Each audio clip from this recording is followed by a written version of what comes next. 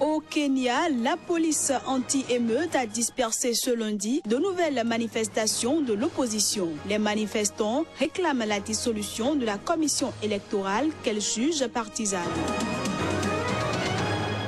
En République démocratique du Congo, l'opposition veut se réorganiser, et ce, quelques jours après le départ de l'opposant Moïse Katumbi.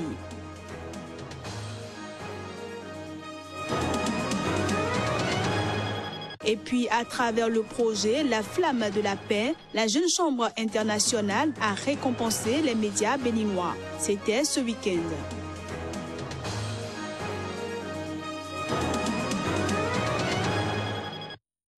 Voilà pour le sommaire. Mesdames, Messieurs, bonjour et bienvenue. En faveur d'une conférence de presse qui se tient 2 fois par an, les chefs de mission de l'Organisation des Nations Unies en Afrique de l'Ouest ont fait le point sur la situation de l'actualité sécuritaire en Afrique de l'Ouest. L'ONU condamne les récentes attaques survenues dans la région et salue la tenue d'élections crédibles et paisibles en Afrique de l'Ouest. Notons que les responsables des missions des Nations Unies ont également dénoncé les récentes crises en Gambie et ont appelé le gouvernement gambien à plus de retenue. Propos recueillis par Tchèque Berthe. Nous avons condamné sans réserve les récentes attaques terroristes à travers la région et insisté sur l'importance de soutenir les pays et les organisations régionales à faire face à cette menace terroriste. Nous avons notamment condamné fermement les attaques qui ont coûté la vie à 5 casques bleus de contingents tchadiens de la MINUSMA au Mali avant-hier et lançons un appel en faveur de l'exécution de l'accord de paix au Mali. Les chefs de mission ont salué la tenue des élections paisables et crédibles au Bénin, au Cap-Vert, au Niger et le référendum au Sénégal et exprimé l'espoir que les prochaines consultations électorales à travers la région connaîtront le même succès. Les développements en Guinée-Bissau ont fait l'objet de discussions. Le chef de mission appelle les parties prenantes à assurer une gouvernance stable et à protéger et défendre les intérêts de la population. En République démocratique du Congo, la tension monte. Washington et Londres dénoncent la répression que subit l'opposition et notamment Moïse Katumbi. Ce dernier est sous le coup d'un mandat d'arrêt pour recrutement de mercenaires. Des accusations qui ont été démenties par l'ex-gouverneur du Katanga. Les États-Unis et la Grande-Bretagne envisagent des sanctions en réponse à ce qu'ils considèrent comme une politique répressive contre l'opposition. Lundi dernier, l'Union européenne a exhorté le gouvernement de la République démocratique du Congo à redémarrer au plus vite le processus électoral en exprimant sa préoccupation quant au harcèlement et intimidation dont font l'objet certains opposants. Il rappelle la responsabilité individuelle de tous les acteurs d'agir dans le strict respect de l'état de droit et des droits de l'homme, faute de quoi ils auraient à en assumer les conséquences. On reste en République démocratique du Congo où l'opposition à Lubumbashi, au sud du pays, a déclaré ce dimanche se réorganiser. Et ce, quelques jours après l'évacuation par avion médicalisé vers l'Afrique du Sud de l'opposant Moïse Katumbi, candidat déclaré à la présidentielle censé se tenir à la fin de l'année, à laquelle le président congolais Joseph Kabila, au pouvoir depuis 2001, ne peut se représenter. Les autorités judiciaires congolaises avaient autorisé vendredi dernier, en fin de journée, l'opposant Moïse Katumbi à sortir du pays afin de lui permettre de suivre des soins dans des institutions médicales appropriées. Ainsi, un jet médicalisé l'a embarqué pour l'Afrique du Sud après qu'il ait été auditionné les 7 et 9 mai par un magistrat dans le cadre d'une enquête le liant à un recrutement de mercenaires. À l'audition du 11 mai, Moïse Katumbi a obtenu du magistrat l'autorisation de se faire soigner, arguant avoir été agressé par des policiers en arrivant au palais de justice de Lubumbashi. Suite à son départ, l'opposition et la population se disent déçus. Si Moïse aujourd'hui n'entre pas au pays, en tout cas, c'est grave pour nous. C'est grave pour nous. Oui, nous prions le Dieu Tout-Puissant pour qu'il comble la grâce à notre candidat, Moïse Katumbi, pour qu'il rentre bien avant au pays. Ce départ n'est pas bon. Ça ressemble à une porte ouverte sur un exil forcé.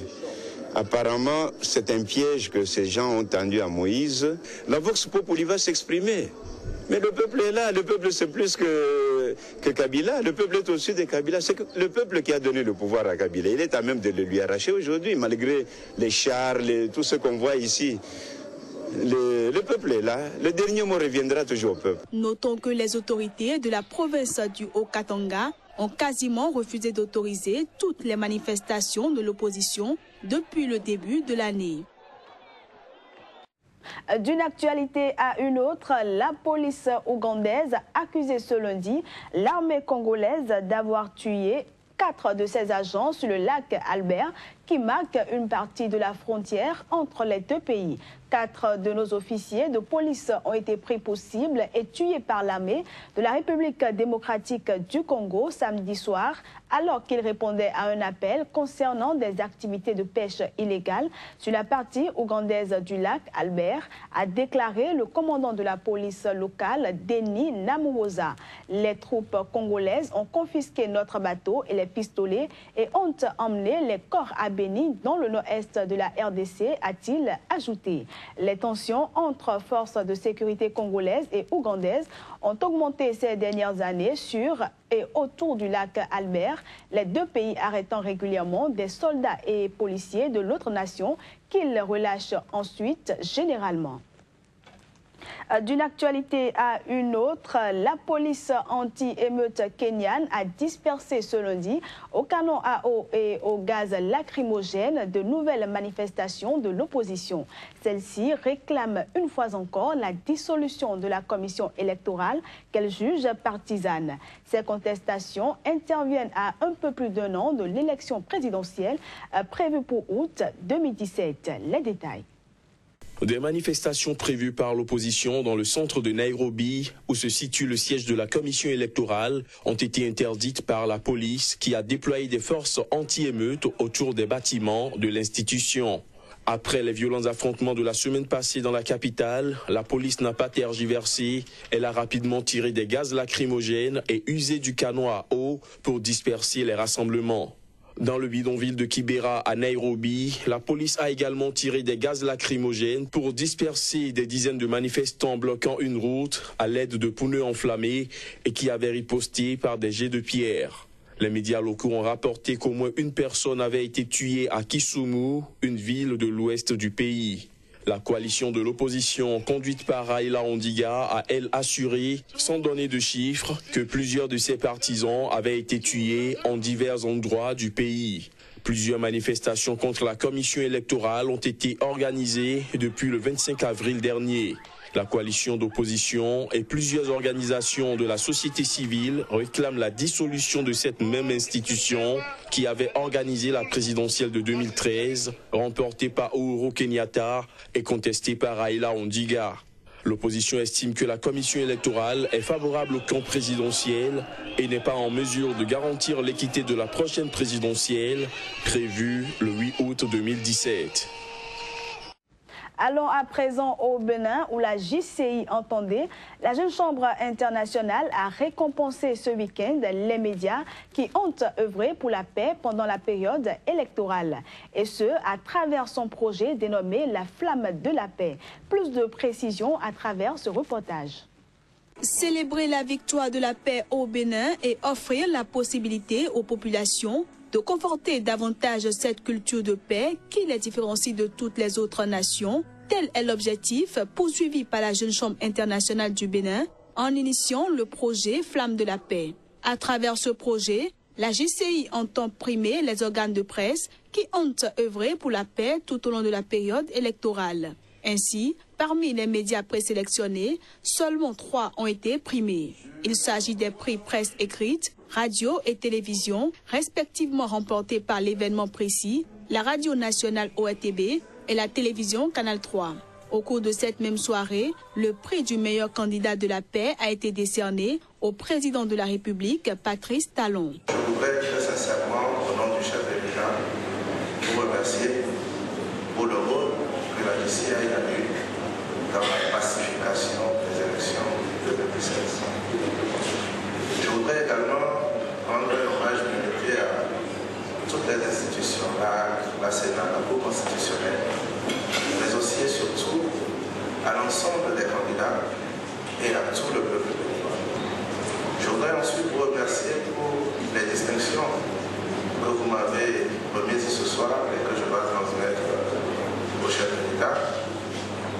Et je veux vous assurer, Madame la Présidente, ainsi que vous tous ici présents, que ces distinctions lui seront transmises. Notons également que la Jeune Chambre internationale a initié le projet La Flamme de la paix pour l'éveil des consciences et la préservation des acquis de la Conférence des forces vives de la nation de 1990.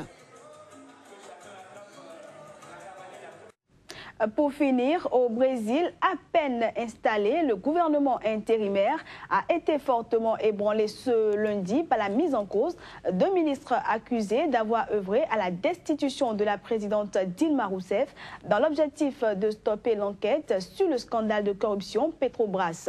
En effet, le quotidien Folha de Sao Paulo a déclenché une tempête politique en publiant ce lundi l'enregistrement d'une conversation très compromettante pour l'actuel ministre de la Planification, Romero Jucá, un proche du président par intérim, Michel Temer, qui a pris ses fonctions depuis que la présidente Dilma Rousseff a été écartée du pouvoir le 12 mai.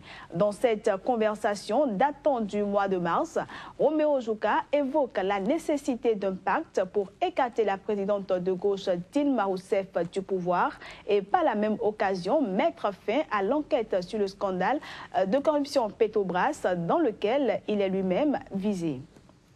Et voilà, mesdames, messieurs, ainsi se referme cette édition que j'ai pris du plaisir à vous présenter. Excellente journée à toutes et à tous.